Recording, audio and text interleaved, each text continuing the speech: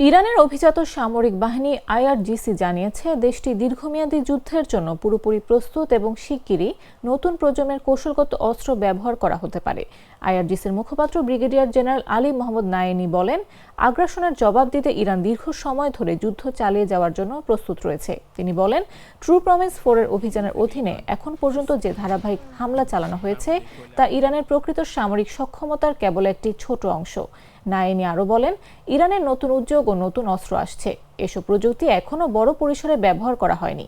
শত্রুপক্ষকে আগামী প্রতিটি সামরিক অভিযানে কঠোর আঘাতের জন্য প্রস্তুত থাকতে হবে।